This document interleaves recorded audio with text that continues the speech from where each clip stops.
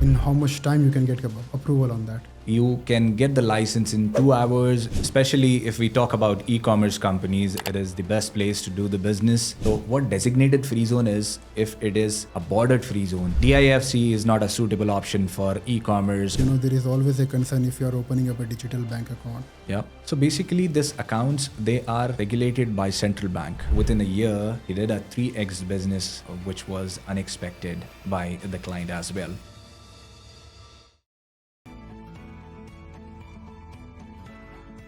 Hello everyone, welcome to another podcast of MSZ. Today's podcast is going to be related to e-commerce, and I have my friend Mujeeb with me. Today we are going to discuss everything regarding the e-commerce business in UAE. Hello Mujeeb, how is your day going? How is everything with you? I'm good. Thank you very much for asking, Khayam.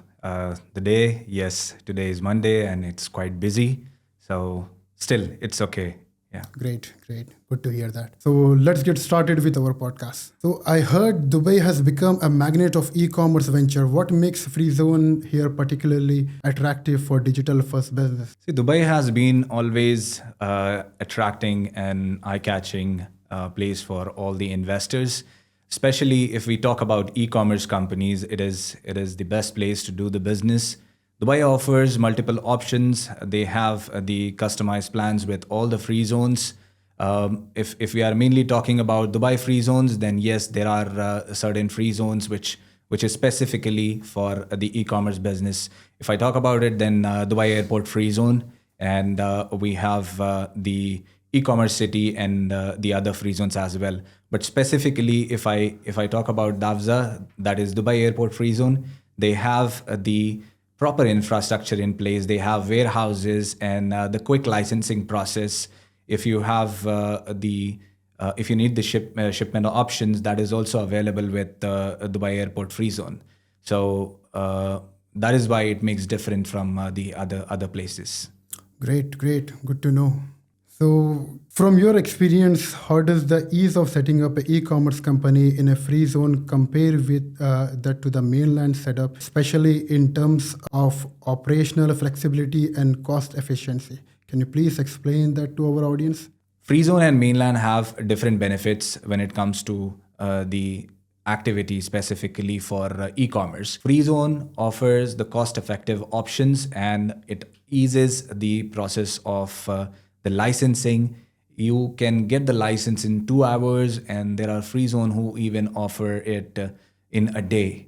So that is something which is beneficial comparing to the mainland. Whereas in mainland, you have to have a physical office and the cost will increase, and getting the additional documents, which is immigration cards and the labor cards for the employer. Whereas in free zone, you just get the license, get the immigration card, get going with the visa.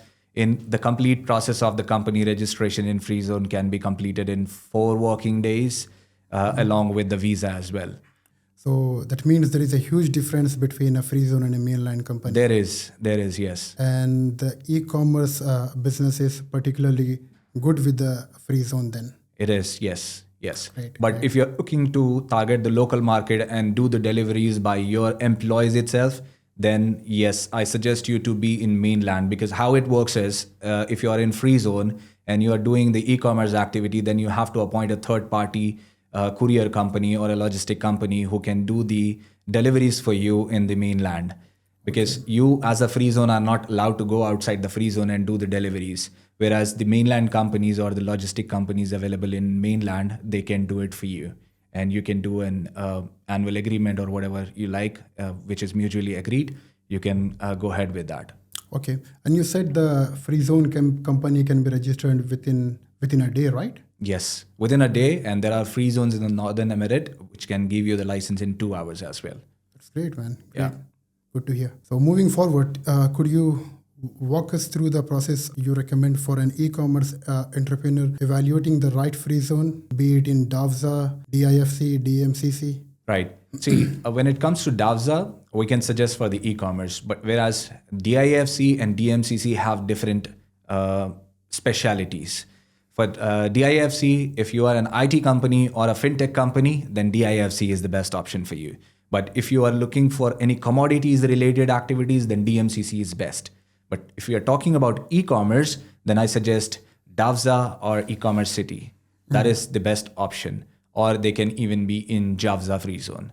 So these three free zone we can target for the e-commerce activity.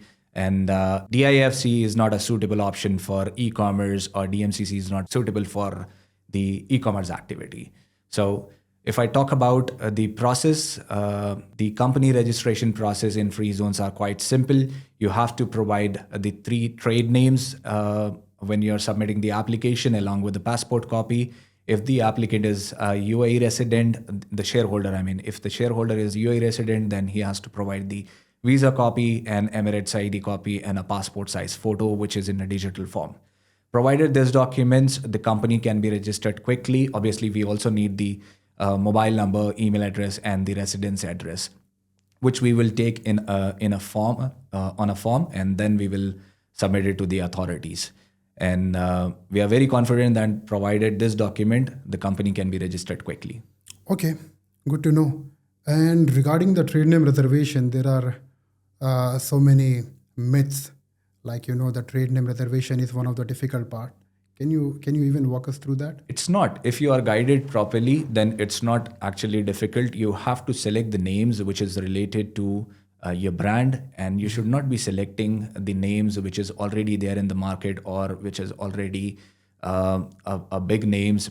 Sometimes people try to use the names which is already there in the market. Obviously, once it is issued to someone, that name will not be given to anyone else. Then what we usually suggest to the client is to select the names as per their brands, which is related to their brands, and they should not be selecting the names of the country or the cities.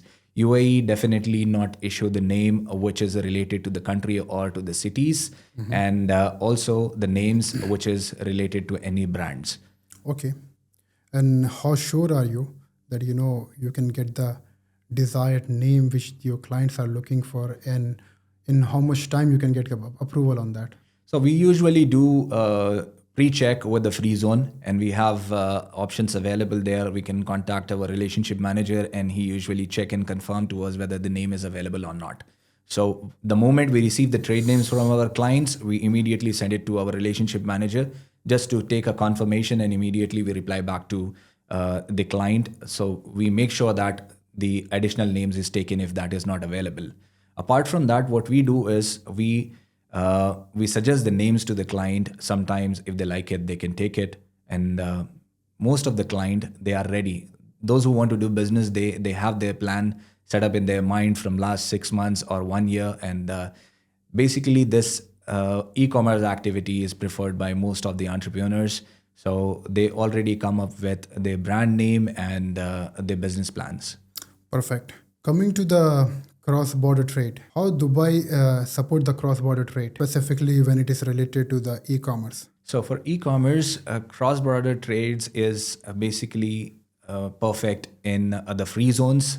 You can even avoid the corporate tax. There are few free zones who is offering the benefits on corporate tax if it is in a designated free zone. Like I said, DAVZA is a designated free zone, and they offer 0% corporate tax if you're doing international business and compliant to the economic substance of the free zone. Okay. Yeah, that is the best benefit I see nowadays. Okay, great. With the UAE introduction of a corporate tax, how does free zone incentive continue to benefit e-commerce companies today? Like I said, if they comply with economic substance regulation of the free zone, and if they are in a designated free zone, then definitely they can take a benefit of it. And yes, there are few free zone who provides this benefit. I want to give you a small background about the free zones. So what designated free zone is, if it is a bordered free zone, if it is having a proper border, and the client is following the rules and regulation, like I said, he cannot go outside the free zone and do the business. So what they do is they hire a third party service provider, that is courier companies who do the deliveries on their behalf. So if they are following all these things, then definitely they can save the corporate tax. Okay. And the VAT as well. Okay, yeah. Great. And you said something related to economic substance. Can you please elaborate on that? So for economic substance, the word itself says substance. If you're doing a business in UAE, then you should have a proper substance where you have your employees in UAE who is physically working here, and you should have a proper office and bank account, and you are properly maintaining your audit financials. So that is something you have to take care of, and if you are not compliant with that, the authorities will issue a fine. Okay. And tell me something about opening of a bank accounts. Is it easy to open up a bank account for this type of companies? For e-commerce companies, yes, it is definitely easy. It is very quick. Nowadays, we have very good options available in the market, who is opening the license with guarantee in 24 hours. So we have options available, and we are confident that we will be able to assist on that part. Okay, that means MSE is having a good relation with the banks. Yes, definitely. When it comes to the bank account, we have multiple options available in UAE now, specifically for e-commerce companies. We suggest them to go with the virtual accounts, which is online bank accounts. Okay. We have Vayo, which is online bank account, and we have a physical bank account also, which is Mashreq bank account. They offer the bank account in 2 working days, provided all the documents, and if you are compliant with the requirement of the bank, then definitely you get the bank account in 48 hours. Okay. Tell me something, Mujeeb, there is always a concern if you are opening up a digital bank account. Yeah. There are trust issues. Right. And how do you deal with it? So basically, these accounts, they are regulated by central bank. Okay. And those banks who are already regulated by central bank, they are trustworthy banks. Mm-hmm. And these banks, which is electronic banks, they always have a backup from the physical banks. So it is very trustworthy. Many people are opening the accounts, and there is no issue opening the account. And especially when you are in UAE, you should not be worried about these banks. And when the authorities are involved, like central bank, they don't easily regulate any bank in UAE. There is a requirement, huge requirements and approvals required when you're opening a bank itself in UAE. Right. Good to hear that, man, that everything is secured here. Yes. And you have been into this kind of business for more than 7 years, I believe now. Yes, I am. Can you please share some of your success stories? So I would like to share a success story of one of our client. He registered his company in 2023, and within a year, he did a 3x business, which was unexpected by the client as well. And he started his business in KSA in Oman as well. So what he did is he came to us, he asked us our suggestion when it comes to the e-commerce company. Somebody suggested him to go to get a license from any Northern Emirate, but we suggested him to be in a proper free zone, designated free zone, and get the warehouse because it was his requirement. He wanted to bring the goods here and export internationally and deliver locally as well. So what he did is he set up his company, and then he hired a local logistic company for the deliveries, and he was targeting the international market as well. So this free zones, which is designated and having access to the airport or to the ports, that gives them benefits when it comes to their business. So what we as MSE do is we understand the requirement of the client. We do a quick question answer with the client to understand what will be the activity and what is the requirement and what is the budget of the client. Accordingly, we suggest the client. So to give you an example, if a client is having a budget of $500,000 dirham and he want to set up an e-commerce company, that client obviously don't want to get a license of 5,000 dirhams. Exactly. He also looks after the infrastructure of the free zone. He want to get the license in a very well-known free zone, and he also want to see if there is any options of warehouse. So these questions help us to understand the requirement of the client, and it also helps us to understand what is the capacity of the client. Okay. Coming back to the corporate tax, yeah. I believe you might have come across this type of queries a lot. Yes. If an e-commerce company looking to target the whole GCC region, how does the corporate tax play a role here? See, as far as you are doing international business and you are in a designated free zone, then you don't have to worry about it. Okay. Yeah. You just have to make sure that you're not doing any local business, and if you are doing the international business itself, then it's quite simple. Okay. Finally, coming to our last question. Yes. If a company is looking to incorporate an e-commerce business here in UAE, what will be the one advice you will give to them? So I suggest, like I suggested in my previous podcast as well, so whoever is setting up, and no matter it is e-commerce or any other business, they should come up with a proper business plan, and they should have a proper backup. If they have a proper backup, then definitely they have the scope to do business in UAE. And consistency.